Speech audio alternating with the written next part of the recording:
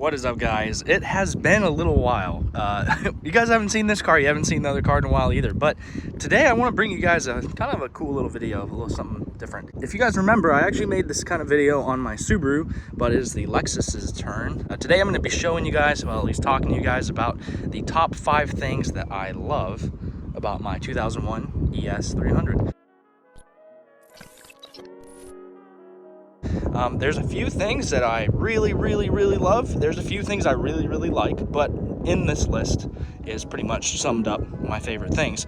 And if you guys have anything similar, if you have one of these cars, or if you have any things you don't like, drop it in the comments, and I'd like to see what you guys have to say. But anyways, here we go.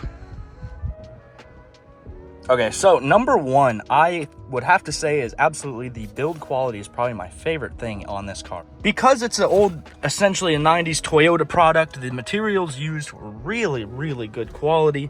Now, obviously, some of the older Lexuses do have their share of, like, the wood steering wheels will crack. Some of the dashes on some of the Lexuses would get a little cracked. But this specific gen, some of y'all might not know, this is like an XV20 like platform. This is based off the Camry pretty much, so it has a lot of similar things in there compared to the Camry, but everything in here is really nice, like very, you can't feel it, but that's like cushiony, and even this has like cushion to it.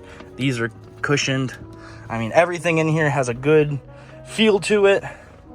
The dash, everything is held up really well. And it's good quality. The leather on this car, unfortunately, has seen a few better days. But other than that, even like the door panels and everything, I mean, this is all soft, nice and cushy. Everything is really good build quality on the inside. And I would actually say the outside as well, because the metal on this car is actually quite a bit, I think, thicker than some of the new cars. So if you have like hailstorms, at least from my experience with my Camry, cars like this, they usually fare a little bit better than like a newer Honda Civic or something.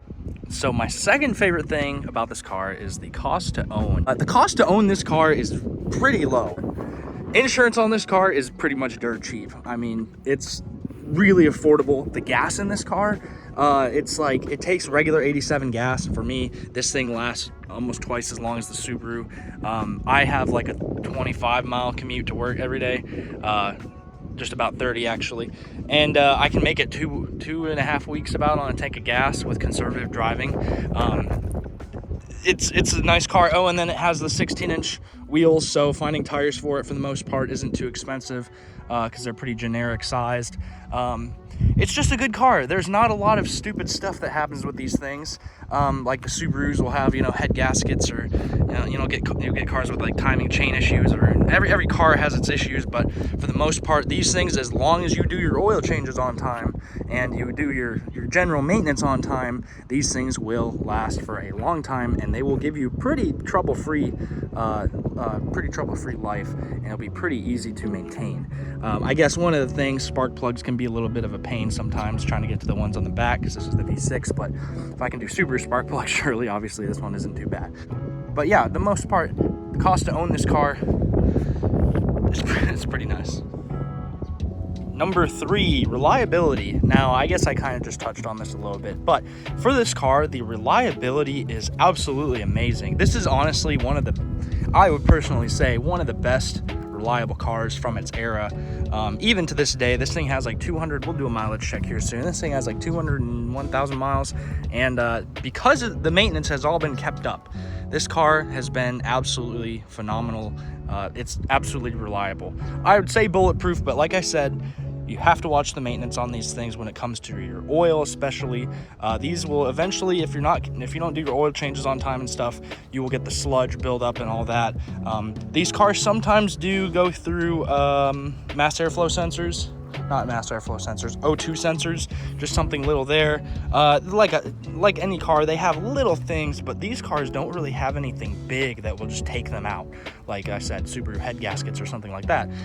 For the most part, if you care for them, these things are reliable. And you can, I shouldn't say this, you can kind of beat on them. This is the 1MZ FE engine, and it's, for what it is, it's a good little engine, and it's pretty easy to work on actually.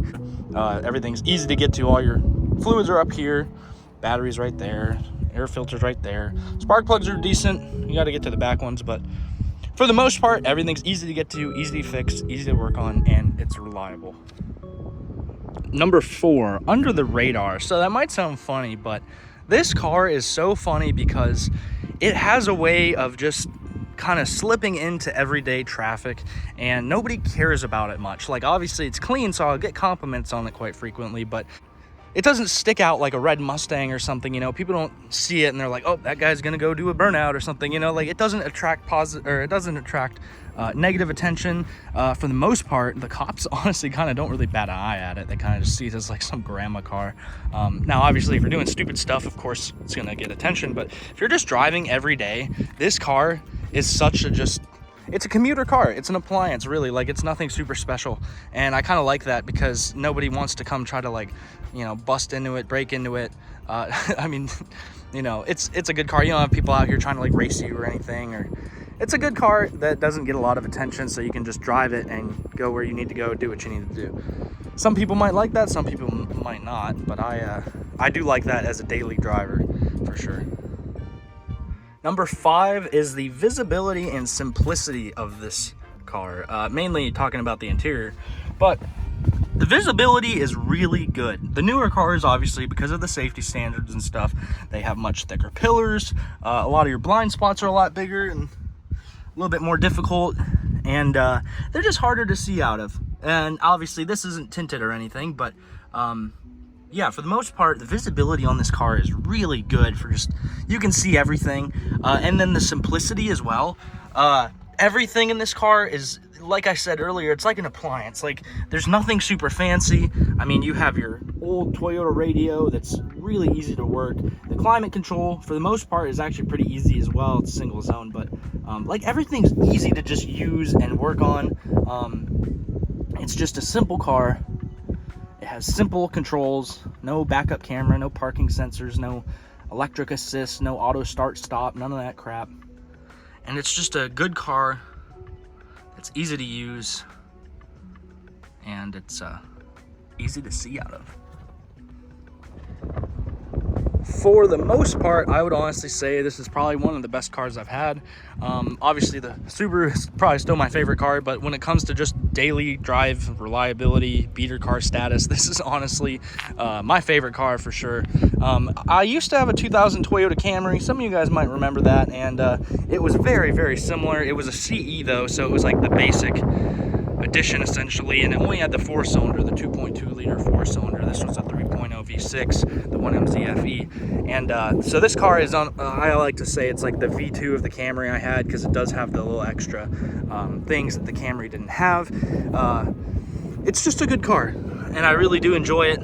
I do apologize for the lack of videos lately, but we're gonna get back into it. We got a lot coming up here in October. We got like Subi Fest, Texas. We got Honda Fest coming up. We got we have the GTR Festival in November. So there's some cool stuff I'm gonna be getting out and going to check out. I hope you guys enjoy this, and I hope you guys like seeing this car, because I know there's actually a lot of you guys who really enjoy this thing, and it's just a good car. And if you guys want to see some content on it, let me know. I have some things planned. I have some things I want to do. So yeah, it's just a good car, and there is things I don't like about it. We're gonna make a video about that next time. We're gonna make a top 5 things I dislike about this car. In fact, we need to do that with the Subaru as well, but there definitely are gripes about this car, I will say for sure. So we will be making a video about that soon, and again, hope you guys enjoyed, and we will see you guys next time.